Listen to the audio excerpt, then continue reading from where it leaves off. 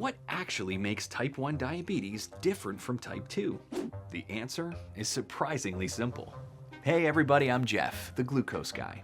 I'm a T1D dad that breaks down diabetes in a way that everyone can understand. Now, I'm not a medical professional, this is for infotainment purposes only, so please check with your medical team before making any changes. Alright, let's start where all of this begins. Insulin.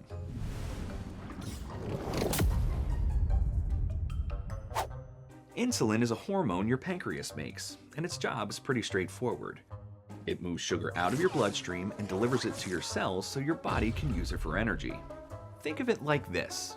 You eat, your blood sugar rises, and insulin shows up like a delivery truck, picking up that sugar and dropping off energy packages wherever your body needs them the most. Without insulin, those delivery trucks never arrive. Sugar stays in your bloodstream and your cells don't get the fuel they need. Here's where things start to go wrong. Type 1 diabetes. In type 1, the immune system makes a mistake and identifies and destroys the insulin-producing beta cells in the pancreas. It's friendly fire on your body's own insulin supply. Once those cells are gone, the pancreas can't produce any more insulin. Not less insulin, no insulin.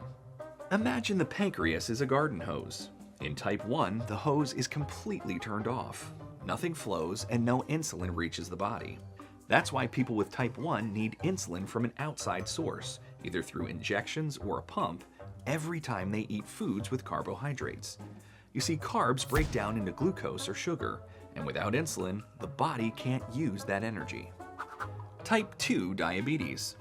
Type 2, on the other hand, works very differently in the fact that the pancreas still produces insulin, oftentimes plenty of it, but it doesn't use it effectively. This is called insulin resistance. Let's go back to our garden hose. The hose is on, but it has a kink in it.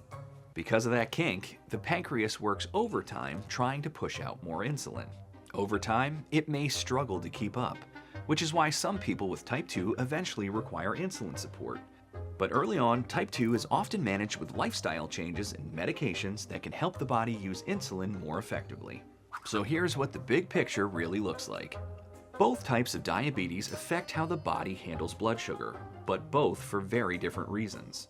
In type 1, the immune system destroys the cells that make insulin, and the pancreas can't produce any at all. The hose is completely turned off, and insulin has to come from an outside source. In type 2, the body still makes insulin, but it doesn't use it effectively because of insulin resistance. The hose is on, but there's a kink in it, so the insulin doesn't work as well. And because of the medications and insulin people use to manage these conditions, anyone living with type 1 or type 2 can experience both high and low blood sugar. The causes are different, the treatments are different, but both require support, understanding, and constant daily decisions. Diabetes is complicated, but understanding the why helps make those daily decisions that much easier. If you like more simple breakdowns like this, hit that subscribe button and we'll figure this out together.